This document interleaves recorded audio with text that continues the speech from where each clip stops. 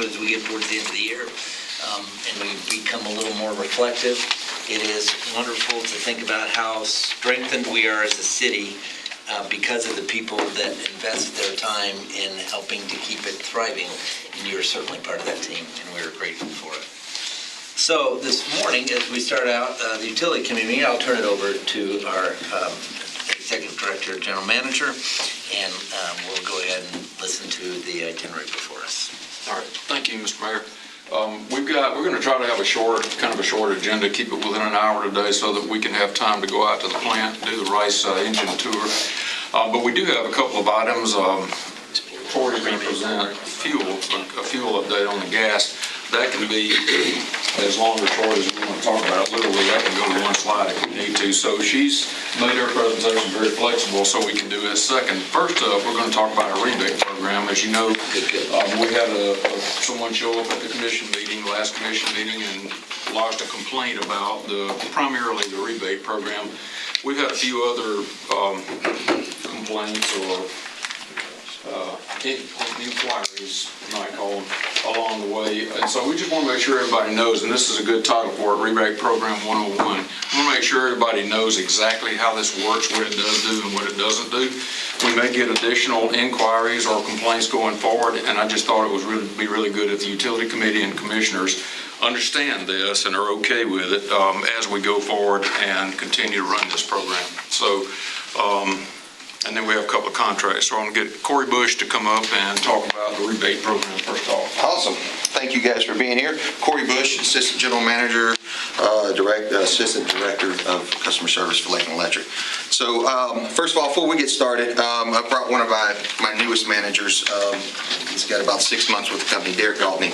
So he's our newest energy and business manager. So basically under his umbrella is all of our billing group, our collections group, our key account managers, energy auditors.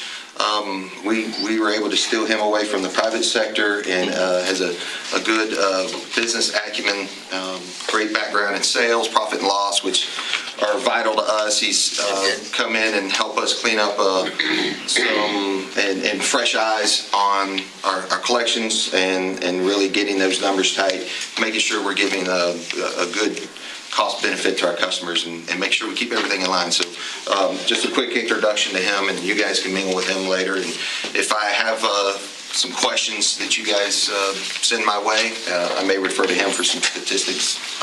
But we'll dive right in. So a little bit about our rebate program. So this has been around for a very, very long time. It was established back in the 70s and 80s after the energy crisis. Federally, there was some rules and regulations sent down to help support and move folks to energy efficient,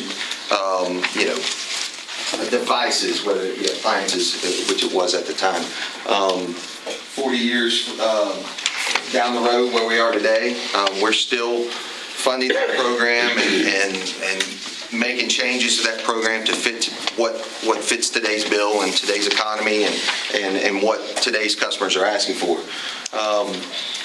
I think it's important to make sure that we know that this program is self-funding. So, and our customer charge, 50 cents out of that customer charge that we do for every customer is what actually funds this bill. So basically it's $6 per customer per year. So keep that in mind. Requirements for this rebate program, and some of these have shifted over the years. Some of these have shifted over the past year. But basically, we make it as simple as we can. All the information is updated on our website every 2 weeks as far as the availability of the funds, and it's even broken down into specific detail of what is available for each program. At the time we receive the applications from the customers, and I'll get into a little bit more detail as we go through this, but at the time we get the application, we must have the funding available for each customer to receive the rebate. Again, it's updated every 2 weeks. One of the changes we did make, which was a very well thought out process, and it wasn't to cut anybody or limit anybody's availability, but it is the 90-day from delivery of service or the time of purchase. or receipt of that purchase, because there are delays. If you buy in November, we had a ton of supply chain issues, 2 months, 3 months on the dishwashers, all that. So it's when you get it and you give us that receipt, we're going to honor it from 90 days.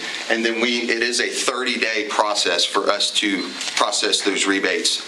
And there is communication between the program processors and the customers. So just to wrap up, 3 requirements. We've got to have the funding available. You got to have appropriate appliance or service, and you must complete the application within 90 days. So. Question? Sure. And I don't know if it cover later. Is it just for residential customer, or what if you're a small business? This is residential rebates. We do have one rebate program for commercial. It's a commercial lighting rebate if they upgrade their lighting from fluorescent or high-pressure sodium inside warehouses and things like that. That's a whole different topic. There's a bit of availability for that as well, but that requires a little bit, it's a little more intensive from our standpoint. Yes, there's prior inspections, post-inspections, square footage, measurements, all of that.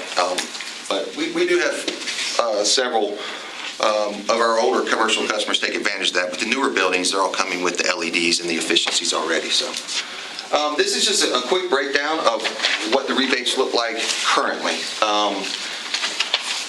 By far, the most popular one is the appliance rebate and all of its subsequent subjects there. You can see what we're paying out for each. We do have HVAC rebates, attic insulation, the efficiency, the heat pump rebates, and the duct seals too. All of these are paid out a little bit differently, and I'll explain that in a little more detail. Most of them, we do give a credit directly to the bill, and a couple of them, we do credit the contractor once service is rendered. Yes, sir. The HVAC annual maintenance. Yes, sir. Is that per customer, even they're not the owner? So a tenant of a home, say customer, can have that air conditioner done and get $100 rebate? Yes. The problem with that is usually the landlord normally is does it. Correct. But the tenant it's would, aggressive enough to do it. yes, absolutely. The service order is in the tenant's name, the bill's in the tenant's name. There you go. So There you everything go. balances on that account. There you go. Okay, thank you. Exactly. All right. So to walk you through the process, customer makes a purchase, they'll go to approved appliance or service. They can go to the website, and we all have access to our different accounts on the website, which is what I would recommend. I would recommend a customer go log into their portal on the website. They can navigate to the application process. When they click submit an application, it's going to pre-fill all of their information, so there's no mistakes made. They fill out what they bought. They can upload the receipts. They can upload whatever information is required and submit it flawlessly. That helps to reduce errors, and it helps to, preloading the information. It keeps from typos, which we do come across. Folks a lot of times send it to the wrong email address. Leave the M, make it an N for .com, whatever it is. So we run into those. That's definitely the most efficient and easiest way. Another way they can do it is to email the energy efficiency coordinators. There's a link on the website, a hyperlink they can copy and paste, or they can click right on the hyperlink to get that done. Or they can download the forms and they can mail them in or walk them into the service desk downstairs. So several different ways. Our processors are working with them throughout the whole thing. If an application comes in and it's 100% complete and all the information's there, I think Derek said it's about an hour to process that start to finish, and it goes up from there. So if you mail something in, you're missing information, we've got to email back, then we've got to wait for the reply, and that whole change starts. So it's streamlined process. The process is streamlined if everything's done correctly. But we do run into those, and we do everything we can to make sure we get it right. And you have a checklist on the website of Absolutely. needs to be included. Yes, absolutely. So we talked about the way we pay these out. So a majority of these payouts are done directly to your bill. So if you are receiving a $200 credit for a recent refrigerator you purchased, we credit your next month's bill $200, and it's pretty seamless. When it comes to the contractor rebates with the attic insulation or the duct seal, we have to, the contractor themselves can give the customer the coupon, or we can do a visit, give the customer a coupon, they present it to approved contractor. The contractor takes the $300 or whatever it is off the bill, and then we true up those contractors once a month at the end of the month. There is a little bit of a caveat with insulation, because we do allow customers to install their own insulation. That's not entirely too difficult if they choose to, and then we'll true that up on their bill. So that's one little thing, but both require inspections. So we do a pre-inspection, we go back, make sure the insulation is what they said, at the level they said, and then we'll issue the credit. Yes, sir. So the reason we have the contractor is because it really requires a service that you want to make sure was done in a compliant way. Correctly, yes. And it's more complicated than buying something. Yes, when we get into the duct seal, we need to make sure that's done right to solve the issues. When we get into the HVAC and AC, of course, you want an approved contractor, so any receipt for them on installation is going to be fine. It has to be on their of course, receipt stationery. But if they do a HVAC installation and give you the bill and you pay it, that's going to come back to you as a user. Correct. Because you have the documentation Correct. of what they did. Correct. Absolutely correct. So really, are we talking about attic insulation only here? That's all we offer currently, yes. Attic As insulation. contractor rebate? Yes. We would allow the customer to do their own attic installation, something like I'm that. sorry. But as far as getting a coupon from the contractor, duct seal and insulation are the only two that the contractor would be involved in. Yes. Okay. Everything else is paid through the credit. So if you get Right Out and Sons, or not to mention names, but if you get an AC contractor to come put a new unit in, they are not going to give you the credit. We will give you the credit on your bill. So, yep. So, when we got into making some of the changes, I was handed this program over back in May of last year, you guys have heard. We started doing some comparisons as we started making changes. I wanted to see where we were in line with what other utilities are doing as far as what rebates they're offering, the amounts they're offering, how they're operating, how they're making changes. So we put those feelers out across Florida and across the country. We got some nice responses, as you can see, from California. And kind of what we came up with was, the time frames was the biggest spot where we were probably out of whack. Most of those ranged from 60 to 180 days to get your receipts in, and we were a year out, which is just entirely too long, we found out. So we made that change, 90 days. Majority of them credited the customer's bills and rebates, and then they limited, of course, all differently based on their own plans, which we do too. The availability of what those are and the timeframes. Fund availability was the major function of all of them. They all state it, as do we, on our website. All rebates are subject to funding availability, and then also the changes that we make, they put them on their terms and conditions, the same as we, that we do have the right to make those changes. We try not to, but sometimes we have to, but we do have to make those changes throughout the year and throughout the program from time to time, which is what we've currently done this year. And the next few slides will explain why. So, insert Corey about right here, May of 22. So coming out of COVID and the supply chain issues, and there was some other things we'll talk about. This is we call it an over recovery or under. This would be a under recovery. It's kind of inverse, but this is basically a budget surplus we had coming out of both years. Okay, so we set the budget based on the bills and the 50-cent charge, and then whatever we're able to rebate moves that budget.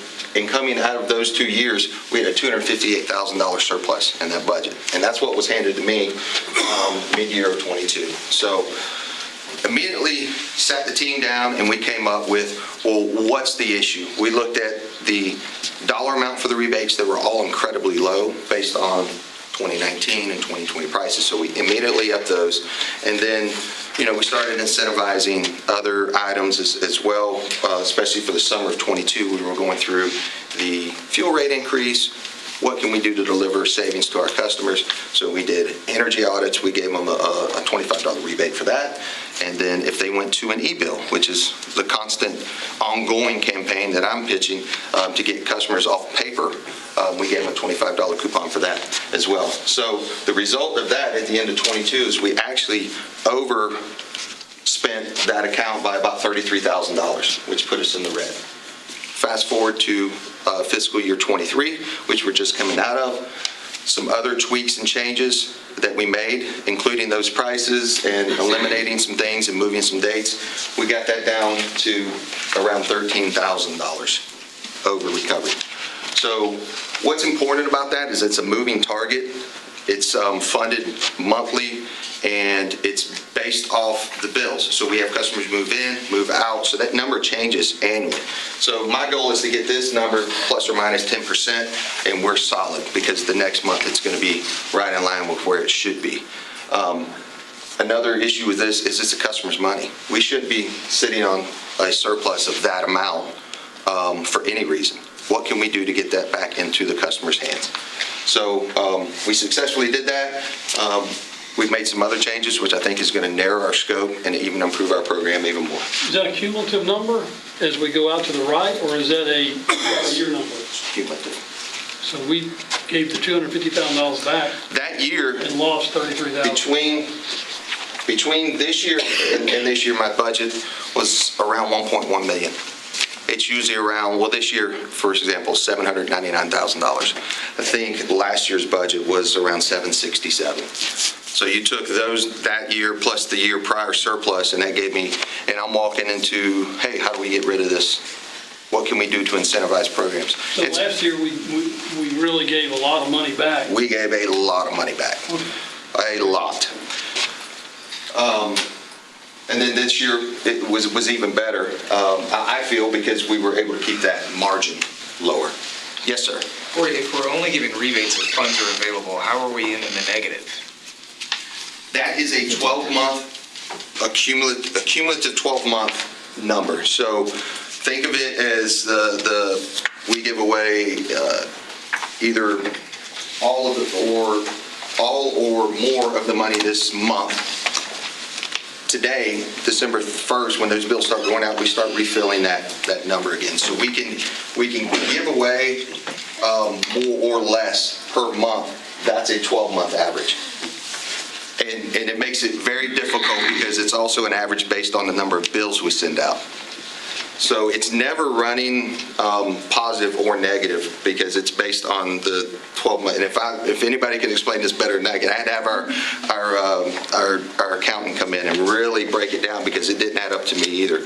But those numbers, we set a budget number for the sake of budgeting the program because we could very easily give away $2 million, which is not fiscally responsible. We could find the money, but we set a number based on the number of bills times the 50 cent. That gives us a set number to operate by. And so if we're plus or minus, it can kind of has a bandwidth that we can operate under because it is going to refill the next month. And then that's also why we cut it off at that number. So if the budget for the year is 760 and in June we hit that, we cut it off. We carry on, but that's not fiscally responsible either. I like every part about your presentation except that statement. It's tough. So I want you to. If anybody can help me. I want you to put that in quotes for purpose of this presentation. What's that? Seems to not be fiscally responsible. And so. Oh, okay. Because I want to address that. Okay. Not now. Okay. I think we've got some more. Yeah, which is our goal, to be fiscally responsible. Of course. But if we've got a bunch of people who are losing their air conditioners and we're paying out, summer comes and a bunch of them break. And they all apply at the same time. And there isn't any money 4 months later when the winter comes.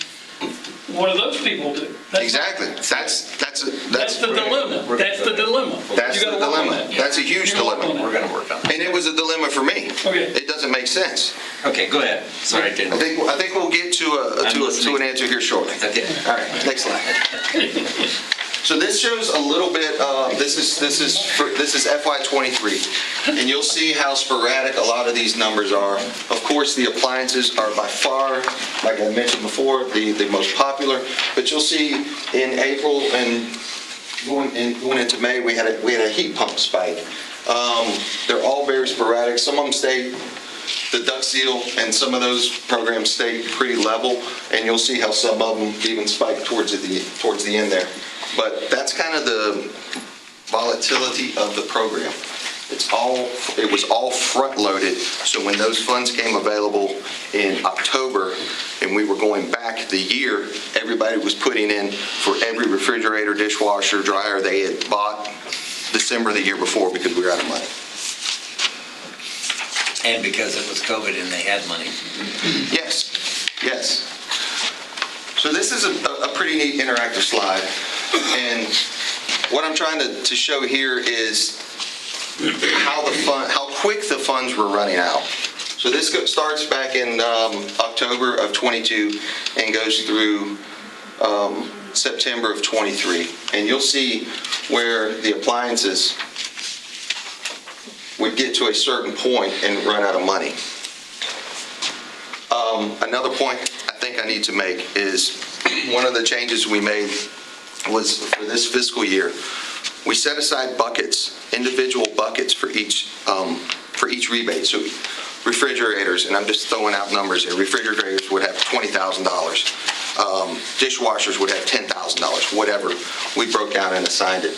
And once that money ran out, there was no more refrigerator money in February, which was causing issues. One of the changes we made is we opened up those buckets, and now we fit out of one trough. We're not segmenting each. We're still doing a bigger budget, taking away the segmented pieces. But you'll see where we run into, again, factor in going back a whole calendar year in October and paying out these rebates. You would see where all of these funds ran out way along in the year, and then somebody who made a purchase in July or August were stuck.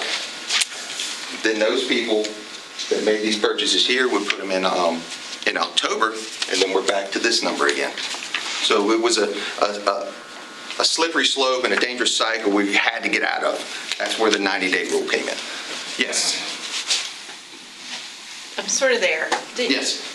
So do we see a trend when there's like a Memorial Day sale on appliances? We do. Okay, so that, when you, Now this is you just. can look at that and aggregate it out, like when there's Memorial Day or President's Day sales on appliances, we know that that's going to peak. So then that will go into our future planning, that we know by having the big bucket, Correct. instead of having little segments, we have one Correct. big bucket. Okay. Correct. Now, this is just approvals. This doesn't show denials. This doesn't show that in March we had X amount of people apply for a dishwasher and we didn't have money. This is simply approvals. But it shows that there was so many approvals, and then once that bucket was empty, we couldn't approve anymore. And then we know that we do more refrigerators than anything else. Just using that as an Yes. example. Like we can tell, like we have more people apply for the refrigerator thing or the dishwasher thing than anything else. Okay. Correct. Black Friday, the 4th of Right. July sales and all of that. And that's another reason, again, the rule change we made with the 90 days keeps us from going back a year and running in arrears and paying rebates that were, purchased 280 days ago. Removing the individual buckets frees up more freedom if the more popular items so they can get funded longer. So, great slide. I thought it was very telling of watching those in real time, because we did track the numbers month to month. So. Corey? Yes, sir. I don't know if it came out or not. You and Derek, I think, told me that somewhere along in this timeline is when you changed the values of the rebates from something that wasn't very encouraging to the program, lower values that weren't very encouraging to the programs, to higher values. Isn't that part of the reason? Wouldn't that be part of the reason that people would all of a sudden start? Yes. So if you go back one slide, that represents that a little bit. Actually, one more. This is what, so when the summer of '22, May of '22, when I took over, like June or July, around that time frame, is when we really sat down and started factoring inflation. We looked at each individual, what's a water heater cost, what's this cost, what's that cost? And I pulled in people that know more about these items and these programs than I do. So it wasn't my sole decision, it was a collective. But that's when we decided to increase those. And then we immediately saw, no, I mean, who's going to seek out a $20 or $40 rebate on a $2,000 item? It's just not. But when we make it more enticing to say, or incentivize it a little higher, $150, $200, absolutely. So that was where we saw that turn, was that year. Yeah, thank you. That was going to be my next question. I think you guys know. Can you give me an example of one? Maybe a refrigerator is a good one. What was the old value and what was the value you changed it to? The old value, $50, or no, excuse me, 75. it was 75? Yeah. And it, for a refrigerator? For a refrigerator. And it's current. We go For a to $200. $1,300 refrigerator back in '99 or whatever. Now they're $2,400, $2,500. Yeah. You know, No, I get that. The reason for my question is, this is a fixed budget. We charge every customer $6. It's a fixed budget we got to work with, so you go from 75 to 200, you see the demand. Yep. That's the reason for my question. Let's do this. Let's finish the presentation. Sure. We'll have lots of questions. Sure, absolutely. All right. So this is a direct comparison from October of '23 and November of '23 compared to October of '24 to November of '24 with the changes we've been implemented. Of course, the bucket and the 90-day, tightening those requirements a little bit and giving them more structure to the program. Last year, we were at 35% of our budget given out the same time frame. This year, we're at 24% of our budget given out. And it's not a slide to say, hey, we're giving out less money. It's a slide to say, hey, we're taking the dollars that we are allocating for this program, and we're going to be able to spread it into May, June, and July of next year to where those funds ran out, the slide previous, in March, April, and May, because we're not going back the full year. So, and we've got updated numbers to where we are today, but this was as of a couple days ago. So, rebate amounts increased in 2022 due to lack of interest and other things, inflation, different things like that. The dollars ran out quickly, as we saw, the 33% negative. The rebate application window, of course, made to 90 days. That was actually implemented in March of this year. And when we make any changes, if we previously, if we took a specific item and it ran out of funds, it was reflected directly on the website. Any changes we make are on the website at the time they're made, at the time they're implemented. The 90-day rule in the budget reallocation to the trough from the bucket approach, and then again, a little bit of history there with the 2010. That's actually when we started offering installation rebates. So there's a QR code here. It'll take you right to the rebate link that we offer through the website. We can walk you through that process to show you where the information is located on there as far as terms and conditions and how easy that process is to navigate. We've had a ton of really good experiences logged, and we've had a handful of bad experiences. And you know, while we don't want to ever have a negative experience, we did have to implement some changes to really make this a sustainable program. I think where we are now, I like the projections and getting folks at least funding through July or August of next year. Then they fall within the 90-day window, and we can see, you know, going into FY25, do we need to expand this? Do we need to cut numbers down? Do we need to modify this program a little bit more and tweak it? I will say changes are imminent in the program. It has to be. Do we want to keep incentivizing, you know, refrigerators? The big debate amongst the industry is everything is Energy Star now. Yeah, you have to really go out of your way to find a couple of appliances that don't qualify for these rebates. But we think it's fair because we're collecting this money to give this money back to our customers. So, I think think that's it, right? All right. Questions? Go ahead. First of all, I want to ask the question, why should we have a rebate program? It's a great answer. I think at one time we were legally obligated, and we are the size of there's certain size utilities that have to offer this out of their general budget. We are not at that threshold where we have to do it. We decided to keep it because it does provide benefit to our customers. So our motivation is to provide, it might have been a rhetorical question. The motivation is to provide incentives to our customers to become more energy efficient, like we do in water. The same kinds of things we do, and we want to incent them to think about ways they can conserve. Exactly. And so the Energy Star refrigerator they purchase is a much more efficient piece, and albeit that's the only thing they can purchase it, it allows them to get something a little more that saves us load on a long-term basis. Correct. And they feel the participation of it when they're buying it and can move into it. I think having a budget for rebates is fine for a guideline for budgeting purposes, because otherwise Wilhelm would just go after me, and I don't want that to happen. So I'd love you to have a budget. I think it's totally irrelevant. I don't give a rip what people apply for rebates. I don't know one rebate I apply for in any sector that says to me, oh, by the way, we ran out of our budget money to rebate you. If I apply for a rebate, I expect it to be rebated. That's why I applied for the rebate. That's why it was a program. So to me, this, you can walk me off the plank on this. No, not at all. This is fair. But to me, if our customers have abnormal variability because of COVID funding and other things that happen over time, but they make, in fact, investments in things that we believe are rebatable, they get the money. We don't discuss what our internal problems are on how we fund it or how we budget it. They get what they expected to get, and that's your checkmark gold star for helping us in the process of reducing energy load over time. And we learn what that budget needs to become with time over some averaging as we go along. But for us to say that it's fiscally irresponsible is irresponsible. Because, in my mind, and that's why I put it in quotes, because it's fiscally responsible for us to have them help us with energy load.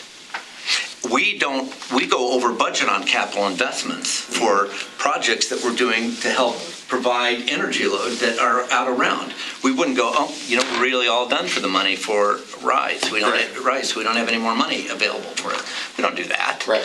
And so we shouldn't do that with our people we're investing in a tiny way in the capital that they're expending at their local level to do whatever they can. So they're motivated positively to want to move forward. And so I love the 90-day limitation. I think that's wise and sharp, and it should exist. We should have caps on that so that we make the window short, and you need to get them. I love the no segmentation, because we don't care what they buy as long as they reduce energy load. Correct. We just want energy load reduced. And for the customer, they want certainty. Yes. They want 100% reliability. They're not going to understand that we have some kind of a budget for something that limits them just because we decided that was our program. And by the way, that budget is self-funded. It's not, so I don't want to go there because we're on camera. And so for us to do anything less but pay rebates as they're submitted in a compliant period of time that are legitimate is the wrong thing for us to do. In other words, that's what we need to be doing. In addition, they might have 2 air conditioners or 3 air conditioners. They might have multiple systems. And do we limit, for example, on duct cleaning to 1 per customer or 1 per system? So they'd have duct cleaning. Let's say we have four AC units in a home. Yeah, I would think that would be under 1 duct cleaning for all the AC systems, but they can file for multiples. If you have 3 air conditioners and you get 3 New AC tune-ups, you get $300. Okay. Yes. And that should be. Yes. So that everything that we're doing, we're just encouraging the net result of what we want to get. Exactly. So that is my personal view, and Perfect. So, not to counter that, but a lot of the changes we made and our goals are more in line than they are out of line. A lot of the changes we made are to absolutely give every customer that puts in within the right timelines, within the right specifications, their money. Unfortunately, the program was set up to run in arrears for a year, which you can see those numbers and where they were in March and in February. It's very frustrating. So the changes we made were actually to push those dollars and to achieve that goal. I feel confident we can. If we can't, we'll make changes again. But I think we've got enough budget there annually to accomplish that without trying to increase or decrease increase the fuel or the customer charge, or decrease the numbers of the dollar amounts on the rebates. We've carefully looked at this, and the industry standard with what we're going with sets those limits, and we're right in line with those. That's simply why we went with the subject to funding. I get what you're saying. If whatever product Ford offers me a $200 rebate, and I go to buy a Ford truck, and they tell me, oh, we don't have money for the rebate, that's not how it works. Ours is... Needs to work the same way. Yes, yeah, and I get that. Corey, I concur with the mayor. Sure, I'm only interrupting. sure. You can go on forever with this, but I concur with the mayor. What we need to do is we need to let it go for a year without a limitation. Then we can go back and look at the budget and arrears and determine what we need to adjust. Correct. And if it's, instead of $200 for a refrigerator, it's only $175, then that, you make those adjustments, and it's going to take an accountant to figure it out. Well, there's our guy. So, and that's exactly what we're working towards. Now, the pain has come from some of the changes we've implemented, more specifically the 90-day charge, or the 90-day time.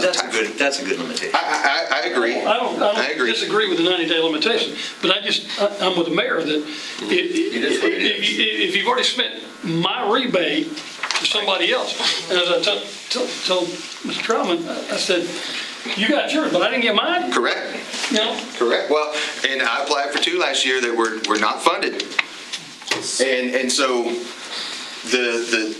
the interest is there. The changes were made. I agree. We are also keeping records a whole lot more detailed. I'd probably be able to show you all different types of graphs from what I requested and how we track it. So we'll know the trend on what and where the attentions need to be done. We just have to let the program cycle through this budget year. And I feel confident if we come back in a year and discuss this, that we'll say, hey, this is what we saw in September. This is the changes we implemented going from October forward. And the goal is to get everybody who qualifies funded. So if I could jump in. Go ahead. I'll jump in later. Okay, so a couple of things. One, I would like then to change the name from a rebate, because I would agree with you that if I'm going to apply for something and it's a rebate, I would expect that rebate to be fully funded. So I would be okay with not calling it a rebate. I don't know what the alternate word would be, but I don't think that. So I have a very nice refrigerator, right? I'm sure it's Energy Star and all that kind of stuff. If I go buy another one because it dies, or I just want one that's got coffee maker in it, I'm not doing what you suggested. I'm not helping the system. Yeah. Right. I'm not replacing an old piece of junk with something that's new. I'm just upgrading the Musick family refrigerator. So there's that. To me, there's a difference between somebody who is replacing something that is helping the system to somebody who's just replacing something, and now I'm applying for a rebate to get a couple extra bucks because I spent the money that I was going to spend anyway. Mm-hmm. Right? So I just don't like the idea of a rebate, because I think if we have 200,000 customers that are paying X number of dollars, that's the money that we have to spend. Right? And yes, we could go a year and we could look and we could figure that out. I don't know. I just think that maybe it's the word rebate that insinuates that it is to be paid regardless. And I could be wrong. We may go a year and realize, man, we've got plenty of money, or we're close enough that we can slide some money and it's not a big deal. But what if that's not the case? Right? And then we have another COVID year where the government's throwing all kinds of money and people are getting, every new appliance, and we realize we're, $2 million in the hole. And again, this is all what we looked at industry-wide. I mean, if you go on any website, they'll have rebate programs and incentive programs that are structured similarly. She had a question. Commissioner McCarley. Structured similarly to. So I was thinking the same thing as Commissioner Musick of naming it something else, but you could just not take the money. Like, you could just give the $6 back to all the customers and be like, we're not doing any of this. I mean, Yeah, as long as if we're they're gonna spin required. circles about, because I'm like the mayor, like, if I apply for a rebate, by God, you better give me my money back, because the fact that you didn't get 2 last year makes me want to explode. Like, no, literally, I think that is such a bad customer service look, that from a public relations standpoint, it is not worth the $6 per customer. And that's the driving force behind the changes that we're implementing. Well, but We agree. either we have a program called Maybe Kinda, or we have. It's only the third Monday of every other month for 2 hours from 10 to noon, and good luck to everybody else. I mean, it's kind of ridiculous. Like, it just seems arbitrary. I mean, it just seems like and it seems like we're spinning wheels on something that I want to help the environment. I want to have Energy Star, but as you said, everything's Energy Star now. But I'll tell you what, if I apply for it, I expect it absolutely 100% all day long. And if I'm a Lakeland Electric customer, I'm proud that I am a municipal-owned utility that creates lower costs for me as a user, and I want to build enthusiasm in my utilization as a customer. Stubbing me on a rebate that I read off my QR code that you ran out of money and I didn't do the fine print on doesn't work for me. It does just the opposite for me. And we're tripping over maybe $100,000. I don't know what the number is, but let it breathe. We've got numbers showing Okay. denials, and it's upwards of a couple $100,000. Okay, so let it breathe. Exactly. Let it show us what it costs us to do this. Let us figure out how to budget in that, but we have, and let it reduce dividends to the city. Right. Because that's what happens as a net effect basis. If we give more money through rebates, we get less of the citizens. And actually, that's okay, because the people who invested money, there's going to be a 5% of the refrigerators that have coffee makers in them, okay? That's going to be some number, but for the majority, it is moving into Energy Star compliance, and I'm excited about that, and I think about that when I'm buying my appliance and what I'm going to get back at least on that, and that's part of my decision-making. Somewhere not on these charts, Right. is the energy load we're not producing. That might cover that extra $100,000. And the conversion to go to e-billing isn't part of that. That's postage savings. So for us to think about that dollars as being part of that, we get those dollars. Well, it's an efficiency Yes, charge, yes. and Listen, so it has to come under that umbrella. listen, you're in the corner of the ring right now. No, it's good. And I love what you accomplished, so Yeah. we're with you. It's just that it is not defendable in my mind. Well, again, this has been a long-standing program that hasn't had the attention that it has now in the past. And we recognize it, which is why we want to keep it viable. I believe we're on the same page with everybody getting their rebates when they request it. I think we've done our due diligence to make the changes that makes that achievable without affecting the budget. And if it doesn't, we'll address it. So if we get something that runs out in July, or something that runs out in May, or if we're out of money, we'll address it. Well, if what you're saying is that we're going to fund 100% of our rebate requests that are legitimate, then we don't need a motion that asks for us to be able to do that. But if you're not saying that, There's probably one on the floor. then I'd like to entertain a motion on it. Well, I'm saying right now it's inconclusive. I don't have, we're 2 months into the fiscal year. You saw our percentage versus 23 on what we gave away, or 22 and 23, based on, and we have a higher dollar amount. So that was just simply the 90-day rule. I Not going understand. back a year. So. But if you're saying what we're going to do is rebate 100% of the rebate requests we get within 90 days that are allowable. That fit the program. That fit the program without any limitation, then we don't need a motion Okay. to redo the program. If that's not what you're saying, that we're going to be executing and doing, then I would like to entertain a motion from the committee. Let's entertain a motion. Wait. Okay. No, no, okay, I'll be I happy gotta to. jump in now. I don't care where the accounting number comes out, we owe the customer the money, period, on the bill. Excuse me, Mr. Mayor. So the thing that caused this to really come to the fore, I think, Mayor Mutch, you'll remember, you got an email, you sent it to me, I got another email. The one characteristic we haven't really talked about is it's possible for this program to run out of money after you've applied, after you've bought an appliance.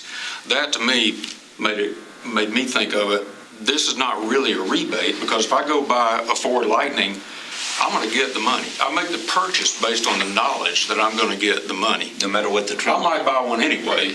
I may buy one anyway because I want to make coffee in my refrigerator. Right. Cold coffee. I may buy one anyway. In this case, you don't know for sure. You can be pretty sure, as they do a great job of tightening this program, improving it, you know much more for sure than you used to. But it is possible to go in somewhere around like May, June timeframe if we're spending out a lot of money, and go in and look at our website and say the money's there. Go buy an appliance. It takes 2 or 3 weeks to get it, if it does, delivery or whatever. Then you go back and say, I bought the appliance. Here's my application for rebate. We're out of money.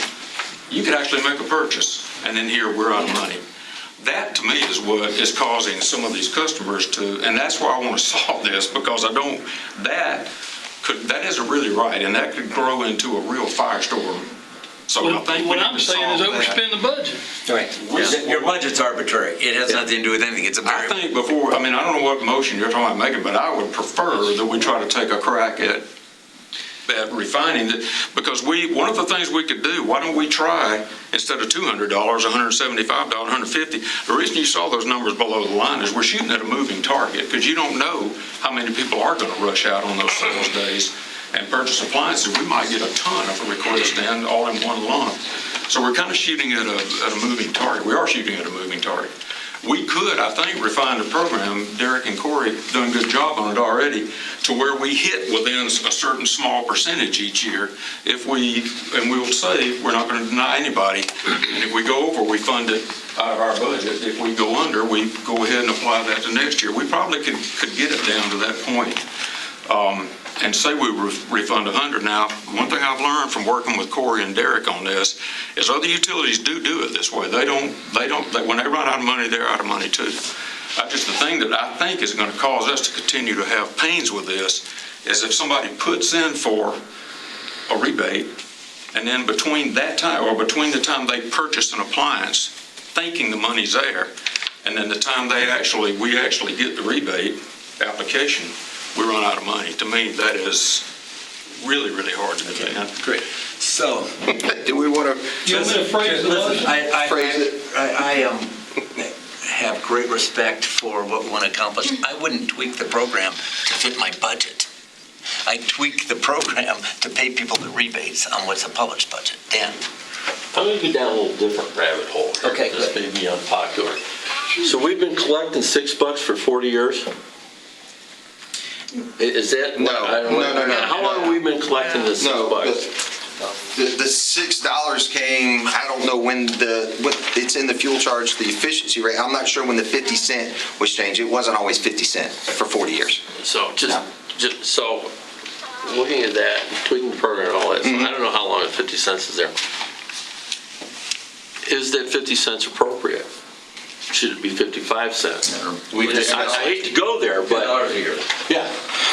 So that goes into a rate increase, which is Is it a rate increase? that's a customer charge increase, Okay. which goes right on your bill. And the customer charge increases, that gets pretty testy.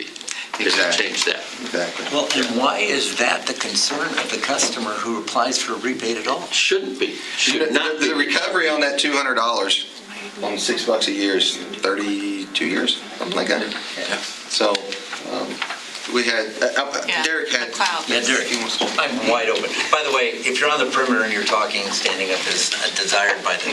No problem. So with all the historical data that we've had over the past few years, we wholeheartedly understand it was well before my time here, obviously, and it was before Corey's time as well. It was mismanaged. We agree with that. Mike agrees with that, Corey agrees with that. So when we came in and made the changes were made to the betterment of the customer. Right. That's why we increased the dollars, to be able to actually entreat the customer to come in and be able to give the money back. Hence the $258,000 down to negative $33,000. Now, the negative $33,000, we didn't turn around and push that back to the customer. That's something that we just ate collectively, as the question was asked earlier, and the same thing with the $13,000 last year. Now, with all the historical data that we have throughout the past few years, we actually have trends of buying, and that includes COVID years, that includes pre-COVID years. So with the trends that we have, with the dollar amounts that we have, with the 90-day restrictions that we have, and the appliance selections that we have, we're scheduled this year to run out of money around September.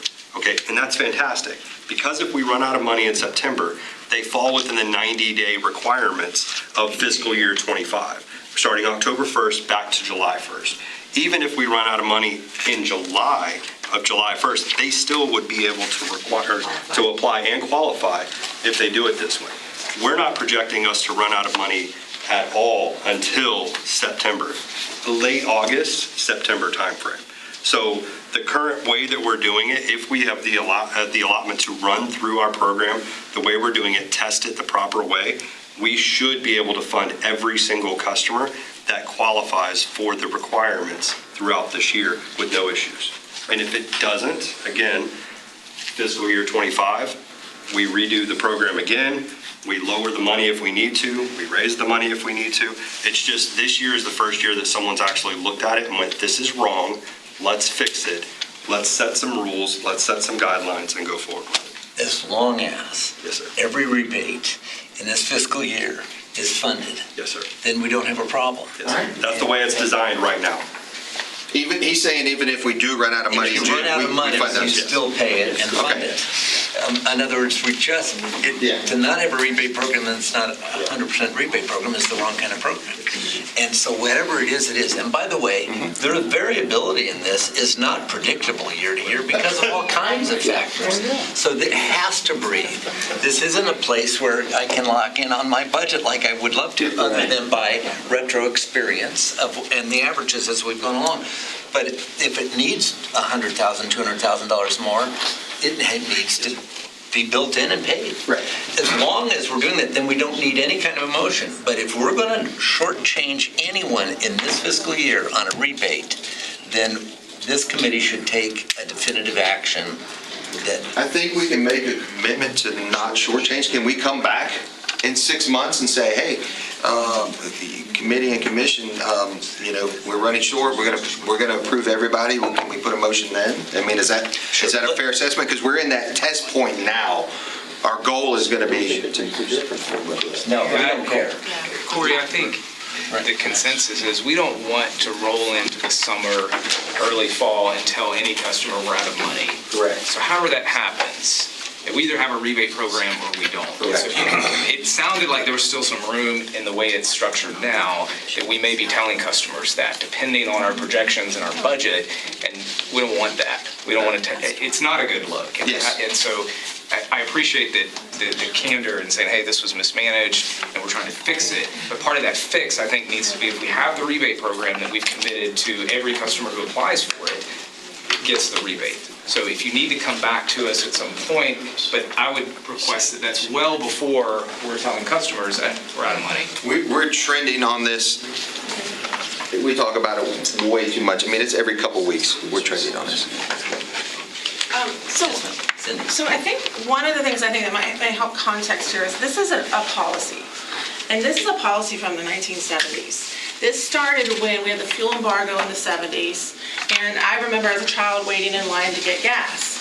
And as a part of that, there was state policy, right, that said you have to have a rebate program that encourages your customers. And we were part of, Lakeland Electric back in the 70s, we were part of that legislation on a state level.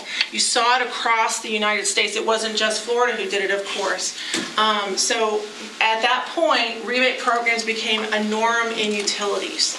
And it was based off of that. And at that point, there were different ways to fund. I'm happy you brought that up, that point about funding, because there were grants back then. There were federal programs that allotted money out for these rebate programs. It wasn't something that we were self-sustaining.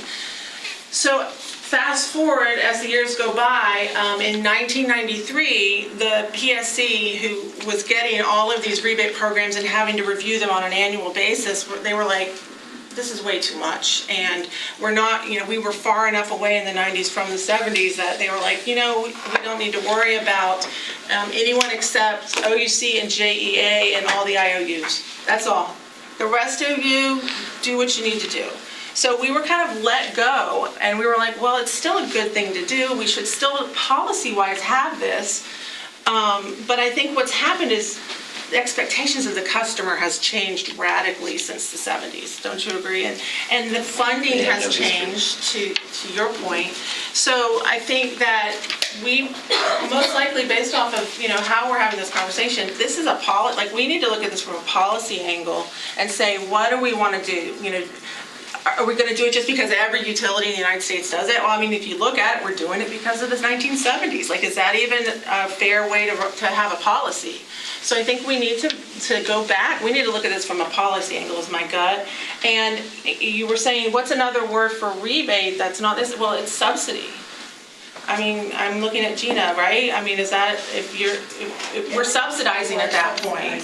And I've been taught subsidy's not a good word in the utility industry. You call it incentive. We can call it. Incentive is the word that Yeah, we have to be careful about that. So from a policy angle, I don't want to be out there doing subsidies because that means that not everybody's being treated the same way. So I think we're getting into, as we're discussing here, we're getting to a point where I think we need to fundamentally look at this program and figure out what is the best way to proceed forward so that we don't have the customer expectation issue that we're having, that we're legitimately having. So I just thought that might help give a little context behind why are we even talking about this today? It's because of the 70s. Well, and I started with the question why. Because why do we have a program? The reason that we have a rebate program is because we are taking our own municipal utility that is shared by the citizens in this community and helping them all want to be a little more efficient because we encourage conservation, because we encourage sustainability. It's our investment in that process. And that isn't a 70s issue. That's a 2020s issue. And making certain that we accelerate the rate at which we encourage conservation will continue to grow. And so we have a program healthily designed for that for 2024. And so that's why we want people to participate in a defined program with 100% certainty and expectation of receipt. And if they're not going to get the receipt for what we defined on the QR code is available for them, we have failed. And we've undermined the very thing that we are advocating, which is efficiency.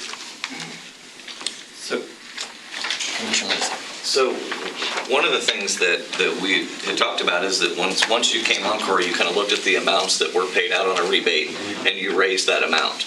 Yes. Right? Yes. So we have a history of changing that amount. Correct. So I think that, Beckham's point of, maybe we look at it and say, is X number of dollars arbitrary, or is there a percentage ratio that we came up for that, or does dropping it a little bit overall help? Because I agree 100%. We should not say that's a PR horrible thing. It looks bad for everybody. Stupid. It's just not. It's not right. So I think we would all agree with that. Yes. That's one thing I'd want to know. And two, I still don't understand, and I think Commissioner McLeod and I are still shaking our heads a little bit on the rebate cumulative over under recovery chart. Okay. If we are saying that prior to this conversation, we only spend what we have, and because that's the money that we got coming out, I don't understand how 2022 was negative 33,000, because you're talking about a 12-month rolling. We're well past that 12 months, so how is it negative? Yeah. We'll take a stab at it. So for easy math numbers, we have 140,000 customers, right? We charge 50 cents per customer, $70,000. As an example, you can, I think it's one of the slides that are in there. For October, we have $70,000 to fund our rebate program. We spent $121,000. We're $51,000 over our program month one. Month two, we have $70,000 that goes into the program yet again. Now we're negative, we're positive $19,000 because we had $51,000 the month before that.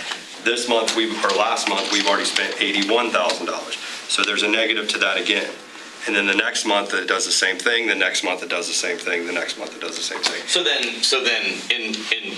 in practicality, then not in theory, in practicality, we're paying whatever we need to pay. We aren't, because we haven't. Well, I mean, if we're paying a negative, They have in that month, yes. yeah, then we have paid We are. money that we didn't have that we were assuming we were going to get. We are, but we're sticking within the budget guidelines for the sake of sticking within the budget guidelines. Which is a premise that may not need to exist. Yeah. Right. And I do think we've run around the track a couple of times just to come back and say the same thing, Look, that we just need to make sure that every customer that applies gets paid. I came into this as I'm put it all out there for you guys, and I mean, we hide nothing. We've really put a lot of effort into trying to make this sustainable, trying to achieve the goal that we all think needs to happen. Well, no, we're not there. Well, I do applaud that, I do, because it's. We're not there, so, yeah. Listen, the goal would be, I think, from this committee, and we can vote on this if I'm wrong, that we want the rebate program extended throughout the course of the year without limitation to anybody who's has accurate, refundable, verifiable money due. That if the program has to breathe, it has to be whatever it is. And to the extent that it is, we develop a history.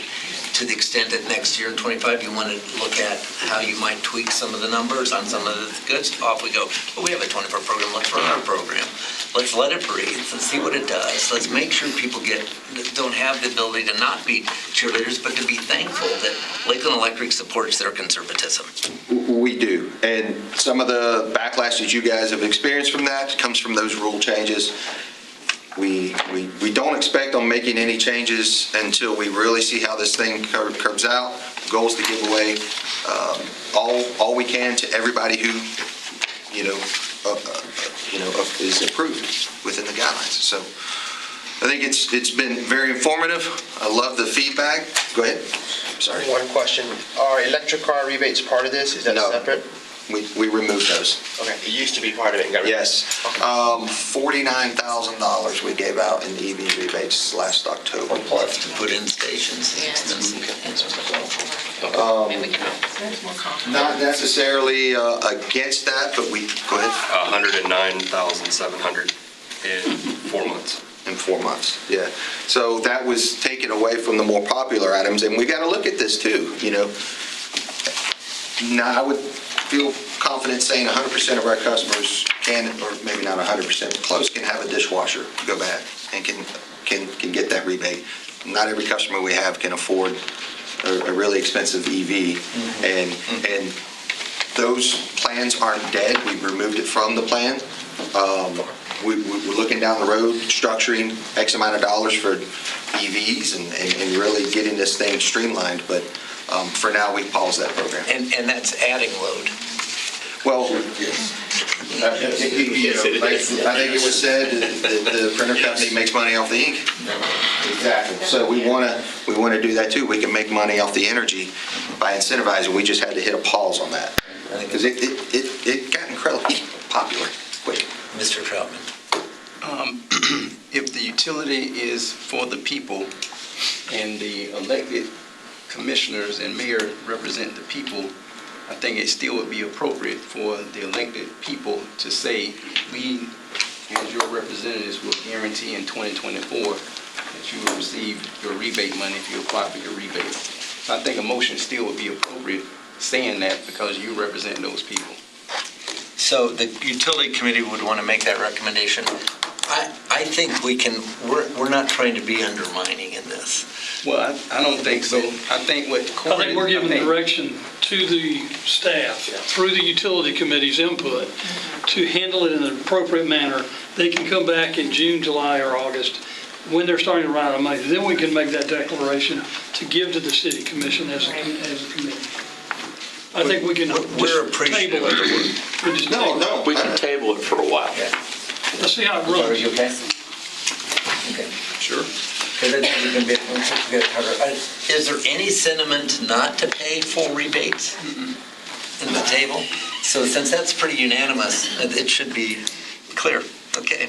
Yeah, my opinion again, I don't think we should take that off the table, not the peer rebate at all. We shouldn't take that off the table, but it would come later if we got a chance to. That's a different issue. That's a policy issue. Because, honestly, this comes down to a math problem. This is either we keep the rebate amounts as they are and we pay everybody and we increase that $6 to whatever it needs to be. And that gets into the history of how it got to be $6 to start with. So, you got all this stuff. It's all part of the same big. And frankly, I don't care if it's $6 or if it's zero. I care that if we say we're going to give a rebate to somebody, they get it. And then I'll just tell you, years ago, there was no input from any individual ratepayer in the rebate program. There was no input. There was no money. It was all out of operations. So that's why I'm frustrated that we're limiting it, because operations can continue to pay for it in a flex budget, and that's what the mayor's asking for. So to add, Go ahead, you go. so it might be saying the same thing, but let's say that your budget, we allocate 6, they go technically negative, and then the following year, you just reduce the incentive so low that nobody does anything the following year. Is there any risk with recovering it the following year? Or? Yeah, that's, you saw the numbers from Right. 2021. Yeah, absolutely. So I think we're cognizant of that. I've got a manager that, look, when I hired him in May, Right. 5 things, when you sat down, I said, rebate program, I need eyes on it, I need solutions. And so, yeah, that balance of where the sweet spot is with the amount of the rebate, also within the rights of the budget. If it doesn't do us any good to overrun the budget by $500,000. That doesn't do the utility good. So it does. I don't think we will, but we need to raise the budget $500,000. Well, either that, or we need guideline. or if we have leeway in lowering some of the just a touch. It's nothing more. I mean, we can act like it's something more. It's nothing more. If we're doing 100% rebates, it's a guideline. Yeah, that's what I'm saying. Right. That's why I'm saying you may as well just go ahead and make a statement. We did. Make a motion and vote on that, because what Corey is doing is trying to protect the assets of Lakeland Electric. What you want and what the commission wants is for customers to be reassured that what they're applying for is going to get done. I think all that stuff is going to work in tandem, but we still need a statement to say this is what we're going to do in 2024. But are we saying? Well, we're already in 2024 budget year, just FYI. Yeah. We're already in next budget year because we run October 1 to September 30. So in 2024, are we going to rebate every applicant that's due? We haven't made that statement or made that decision. Then we need a motion. Then we'll do a motion. Because we can come back in May. Well, caveat, I guess we will, because we will, when we run out of money, we'll say we're out of money, and you don't get a rebate. In a perfect, And this way it is now, really. Anybody that applies and follows the rules, but one of the rules, unfortunately, is out of their control. It's us having money. So anybody that applies will get the rebate. But yeah, no, 100%. We need a motion, yeah. I'll move that we fund fully any legitimate rebate as published and put on our website for fiscal year 2024. That's the motion. And the caveat to that is the second that we look at the 25 budget, then y'all can adjust the amount. But anybody that buys an appliance or wants to do a rebate in fiscal year 24 gets funded. If it's a surplus that comes out of another fund other than a rebate, I don't care. It's not part of the motion, but the comment is it needs to be handled so that it's customer friendly all the way through. Is there a second? Second. Okay. All right. So you might help with one thing you just said there. There are people that applied for rebates in previous years that were denied. I understand. And some of them have made reapplication in fiscal year 2024. As long as So what you said was buy the appliance in 2024. That helps to create a bright line. No, he said the current guidelines. Current guidelines. We're just saying, the current guidelines. It's current guidelines, whatever. When you bought an appliance, if you applied for it under our current guidelines, and you bought it a year ago, it doesn't apply because it's 90 days from the date of the acquisition. Okay? So my understanding of the program is from 2024, we're going to fully fund anybody that buys or wants to utilize our rebate program, not buys, but utilize the rebate program, will be fully funded in 2024. That's what I needed. The other thing is legally, this ultimately will need to be followed up with some kind of a budget appropriation. I take this as a direction, but there's going to be other steps that would need to be taken down the road. But what my motion really means from you guys' legal standpoint is if I bought an appliance September 10th and I applied in November, I still get the 2024 rebate. Okay? If we change the rebate program October 1st, starting fiscal year 25, then the situation is whatever applies in 25 is what applies for my rebate. If we move the amount from a refrigerator of 200 down to 175, I'm only going to get 175 if I buy it after October 1st. Doesn't matter when I apply for it. But if I bought it in September, I'm looking at the website saying, I'm going to get $200, and I apply in October, and my receipt says I got it in September, I'm paid the $200. Whatever's in the program for fiscal year 24, I get paid for. If you remove some of the items from the program to make it manageable and workable. Whatever the specific item is paid. All that's addressable in the next year. And by the way, as a suggestion, and it's not part of this motion, you might want to consider that on a calendar basis, since people think in calendar years, irrespective of our program. So that would be effective January 1st of 25. But for purposes of this motion, we're just talking about that all rebates are paid that are qualified. Other discussion? Seeing none, all those, no, this is the committee at this point. Okay. All those in favor signify by saying aye. Aye. Opposed, same. Unanimously passes. Just, this QR code is taking us to Canva. FYI, just don't be giving that to the public. My goal is to, if we can check back in 6 months, do an update where the budget is in Just May. let us know how it's going. Yeah, absolutely. Just an update. I mean, personally, I want the changes we make to be sustainable. And we want conservatism, so, not undermining any of that, just who also wants certainty. Yeah, we're all on the same page. Yep. You guys work together. Yeah. Eddie has the word will be, so he's got it right. All right, Corey, are you ready? It's gonna be fast. Here we go. Can I move approval? Well, that's what I want to ask. We can go to the last one and I can just. Go to the last one. That's all right. Go to the last one. I've written already. Right.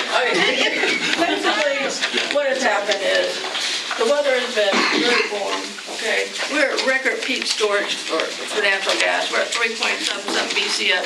The most you can have is 4. So we've got tons of gas. Nice weather. We're going to get El Nino, which means that we're going to actually experience, we're getting the rain. In the June, we didn't get it. Now we're going to get it this winter. So everything's looking very favorable. The only thing, when you have low gas prices from coal, they'll switch because it's more expensive to generate with coal, and they'll switch to gas. But that's not going to push the needle much. And we've got one little LNG coming on. So pretty well, it's very favorable for us. Another thing that's helped us reduce the fuel rate is that pipeline project 33. We have postponed that until October of 24. The reason being is Unit 5's in a 50-day outage, okay? They're going to start, FTT is going to start working on the project starting May, right after nesting season. So they'll have the infrastructure built in, but it just gives us more time so that we don't have any risk for that not working out well. And we still have to pay, FTT the $3.5 million for the removing of a pipeline. But basically, we've been just over-recovering, and so we need to, start the under-recovering. So if we want to flip on, I was going to just talk about like El Nino. look at the next one. That's why I said we're at record high storage. And like I said, we have a current fuel rate of 45. I'd like to take it down to 38, and, you know, start under recovering if the weather, if there's any opportunity to come down lower, I'll be more than happy. Our rates are so low right now. I mean, if you look at our peer utilities, we're already at 112, we'll be at 105, we'll probably be the lowest in the state. I mean, so, I mean, the other munis, OUC is 132, Tallahassee's 127, JEA is 117, JRU's 150, so we're very competitive. And what happens now is, because that's why I got Kelly, our rates manager here, is once a year, we have what they call time of use rates. And so she does our annual true-up for our ordinance, okay?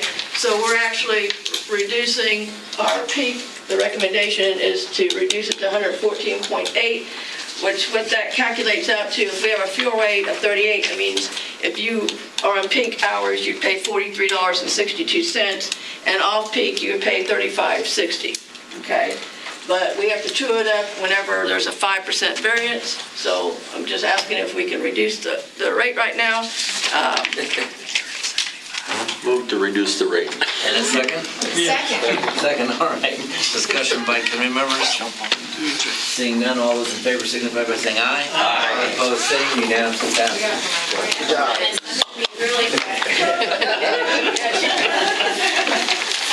There is a fuel rate resolution which the city commission will take action on based on Corey's recommendation and favorable approval from the utility committee to decrease the fuel rate. So they will take action on that on Monday.